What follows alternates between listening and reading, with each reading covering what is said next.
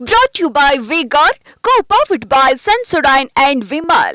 ಬಾಯಲ್ಲಿ ಹೇಳಿ ಕೇಸರಿ. Associate sponsor Ultratech Cement. ಇವತ್ತು ಜಾಮೀನು ಭವಿಷ್ಯ ಏನಾಗಬಹುದು ಈ ಪ್ರಶ್ನೆ ಕೂಡ ಇದೆ. ಜನಪ್ರತಿನಿಧಿಗಳ ವಿಶೇಷ ನ್ಯಾಯಾಲಯದಲ್ಲಿ ಇವತ್ತು ವಿಚಾರಣೆ ನಡೆಯುತ್ತೆ. ಇವತ್ತು ಅವರ ಭವಿಷ್ಯ ತೀರ್ಮಾನ ಆಗುತ್ತೆ. ನಿನ್ನೆ ಜಾಮೀನು ಅರ್ಜಿ ವಿಚಾರಣೆಯನ್ನು ಮುಂದೂಡಿತ್ತು ಕೋರ್ಟ್. ಇವತ್ತು ಅದು ಮುಂದುವರಿಯುತ್ತೆ. ಬೆಂಗಳೂರಿನಲ್ಲಿರುವಂತಹ ಜನಪ್ರತಿನಿಧಿಗಳ ವಿಶೇಷ ಕೋರ್ಟ್ ಬೇಲ್ಗೆ SIT ಸಹಜವಾಗಿ ಆಕ್ಷೇಪಣೆ ಸಲ್ಲಿಸುತ್ತೆ. ಸೊ ಇಂಥ ಸಂದರ್ಭದಲ್ಲಿ ಏನಾಗಬಹುದು? ಸೊ ಇದು ಸಂಗತಿ. ಬನ್ನಿ ಇದ್ರ ಬಗ್ಗೆ ಮಾತಾಡಲಿಕ್ಕೆ ರಮೇಶ್ ಇದ್ದಾರೆ, ನಮ್ಮ ಕೋರ್ಟ್ ಪ್ರತಿನಿಧಿ. ರಮೇಶ್, ನೋಡಿ, ಇವತ್ತು ಅವರ ಭವಿಷ್ಯ ತೀರ್ಮಾನ ಆಗುತ್ತಾ ಅನ್ನುವಂಥದ್ದು, ಯಾಕಂದರೆ ಸಹಜವಾಗಿಯೇ SIT ಒಂದು ಆಕ್ಷೇಪಣೆಯನ್ನು ಕೂಡ ಸಲ್ಲಿಸುತ್ತೆ. ಇಂಥ ಸಂದರ್ಭದಲ್ಲಿ ಏನಾಗಬಹುದು? ಎಷ್ಟೊತ್ತಿಗೆ ಶುರುವಾಗುತ್ತೆ ಇವರ ಅರ್ಜಿ ವಿಚಾರಣೆ? ರಮೇಶ್ ರಂಗನಾಥ್, ಇನ್ನು ಕೆಲವೇ ಅಂದರೆ 11 ಗಂಟೆಗೆ ಸರಿಯಾಗಿ ಈ ವಿಚಾರಣೆ ಶುರು ಆಗುವಂಥ ಸಾಧ್ಯತೆ ಇದೆ. ಮತ್ತು ಮೊದಲನೇದಾಗಿ SIT ಅವರು ಇದಕ್ಕೆ ಆಕ್ಷೇಪಣೆಯನ್ನು ಸಲ್ಲಿಸಬೇಕಾಗುತ್ತೆ. ಯಾಕೆಂತಂದರೆ ನಿನ್ನೆವರೆಗೂ ಮೇಂಟೈನಬಿಲಿಟಿ ಮೇಲೆ ಮಾತ್ರ ವಿಚಾರಣೆ ನಡೀತಾ ಇತ್ತು, ಯಾಕೆಂದರೆ ಪೊಲೀಸ್ ಕಸ್ಟಡಿಯಲ್ಲಿ ಇದ್ದರು. ಆದರೆ ಈಗ ನ್ಯಾಯಾಂಗ ಬಂಧನದಲ್ಲಿರೋದ್ರಿಂದ ಕೇಸ್ನ ಅರ್ಹತೆ ಆಧಾರದಲ್ಲಿ SIT ಈ ಕೇಸ್ಗೆ ಆಕ್ಷೇಪಣೆಯನ್ನು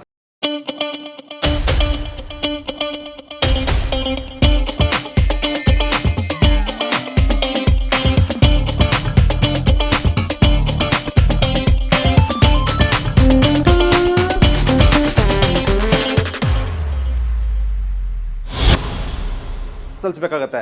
ಜೊತೆಗೆ ಸರ್ಕಾರ ಕೂಡ ಈ ಕೇಸ್ನ ಬಹಳ ಪ್ರತಿಷ್ಠೆಯಾಗಿ ತಗೊಂಡಿದೆ. ಹೀಗಾಗಿನೇ ಇಬ್ಬರು ಹೆಚ್ಚುವರಿಯಾಗಿ SPPಗಳನ್ನು ನೇಮಕ ಮಾಡಿದೆ. ಜಯನಾ ಕೊತಾರಿ ಮತ್ತು ಅಶೋಕ್ ನಾಯಕ್ ಅವರನ್ನು ಇಲ್ಲಿ ನೇಮಕ ಮಾಡಿದೆ. ಹೀಗಾಗಿ ಇವತ್ತು ಆಕ್ಷೇಪಣೆ ಸಲ್ಲಿಸಿದಾಗ ಅವ್ರು ಏನೇನು ಅಂಶಗಳನ್ನ ಹೇಳ್ತಾರೆ ಅಂದರೆ, ಇದುವರೆಗೂ ತನಿಖೆಗೆ ಸಹಕರಿಸಿಲ್ಲ ಅಂತೇಳಿ ಈಗಾಗಲೇ ನಿನ್ನೆ ರಿಮ್ಯಾಂಡ್ ಅಪ್ಲಿಕೇಶನ್ ಹೇಳಿದ್ದಾರೆ.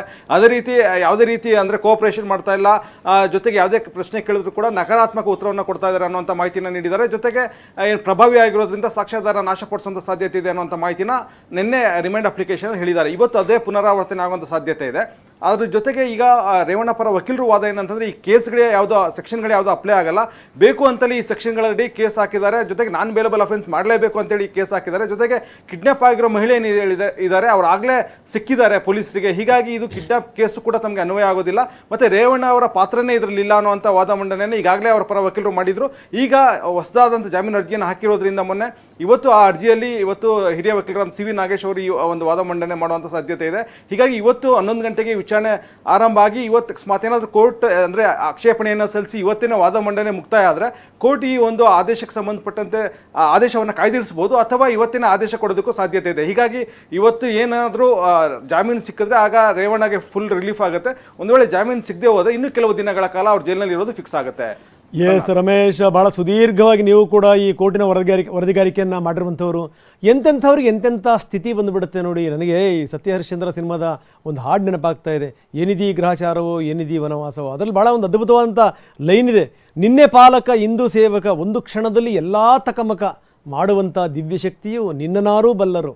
ಏನಿದಿ ಗ್ರಹಚಾರವೋ ಏನಿದಿ ವನವಾಸವೋ, ಏನ ಮಾಡಿದೆ ಎಂದು ಈ ಗತಿ ನನಗೆ ತಂದೆಯೋ ಪಶುಪತಿ. ನೋಡಿ, ಯಾರಿಗೆ ಯಾವ್ಯಾವ ಸಂದರ್ಭದಲ್ಲಿ ಏನೇನು ಆಗಿಬಿಡುತ್ತೆ ಅಂತ ಹೇಳಲಿಕ್ಕೆ ಸಾಧ್ಯನೇ ಇಲ್ಲ. ರೇವಣ್ಣವರ ಸ್ಥಿತಿ ಕೂಡ ಈಗ ಅದನ್ನೇ. Thank you very much Ramesh, ತಮ್ಮೆಲ್ಲ ಮಾಹಿತಿಗೆ. Brought to you by Vigor, co-powered by Sensodyne and Vimal.